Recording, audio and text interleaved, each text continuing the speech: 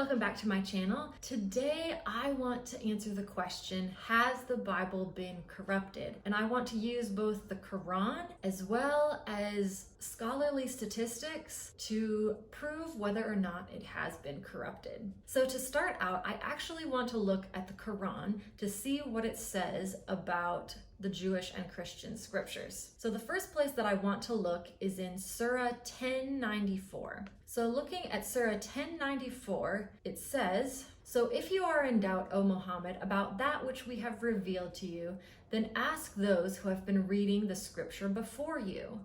The truth has certainly come to you from your Lord, so never be among the doubters." So it looks like one of the ways that Allah was trying to prove that the words he was giving to Muhammad were in fact authentic was that he was telling him to go talk to those who had been reading the scripture before you. So at this point in time, the Quran is not written down. So nobody is reading the Quran. So he can only be referring to the other scripture that would likely be in the area, which would have been that of Jews and Christians. And the way Allah is talking about it is that this is meant to be a proof that these scriptures can be trusted. So go talk to the people who read the Jewish and Christian scriptures and don't doubt these scriptures. They're to be trusted. Interesting.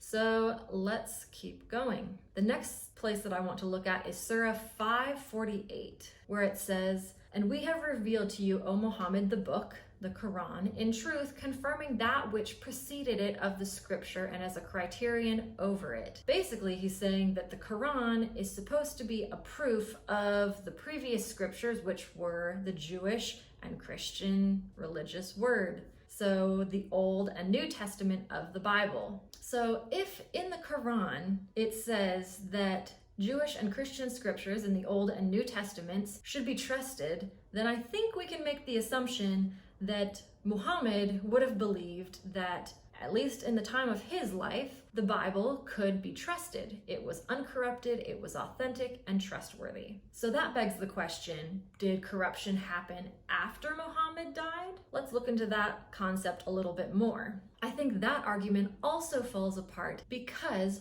we have thousands upon thousands of manuscripts that date to the time before Muhammad was born. We have those. Like, we can go to a museum and look at them, and we can translate the Bible from those manuscripts that existed before Muhammad was born. For example, among the Dead Sea Scrolls, they have manuscripts of the Old Testament that date back to 150 BC, 150 years before Christ was born. We have copies of the Old Testament that we can refer to today to make our modern translations of the Bible. Like, any religious scholar can go look at those original manuscripts and compare them to what we are being given in modern Bibles today. And when people study these manuscripts, they're remarkably similar. There are minor variations here and there, but they are very minor and they are acknowledged openly. Nobody tries to hide them. And none of these variations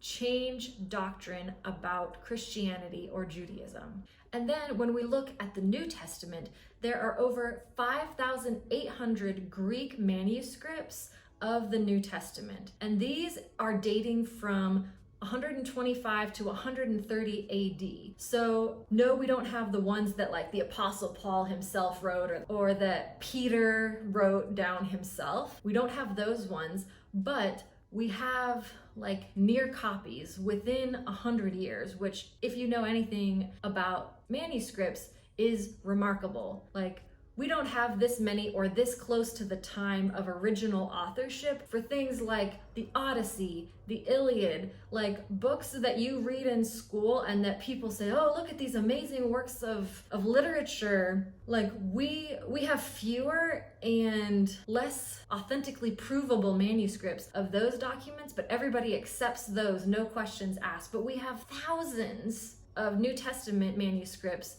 that are remarkably similar and again have only minor variations, of which none of the variations change the teachings and doctrine of Christianity. So if all of this information is not enough to convince you that the Bible has not been corrupted, then I would leave you with this question. If you are a Muslim, I assume that you believe that the Quran has been perfectly preserved because Allah protects his word and preserves it, and it's important to him, and so he protects his word in the Quran. So if Allah has verified Christian scripture is also valuable and should be referred to by Muslims, then why would he not also preserve the Old and New Testaments? Why would he allow them to be corrupted? Allah supposedly claimed that they are trustworthy and should be referenced, but why would he not protect the Old and New Testament the same way that he protects the Quran?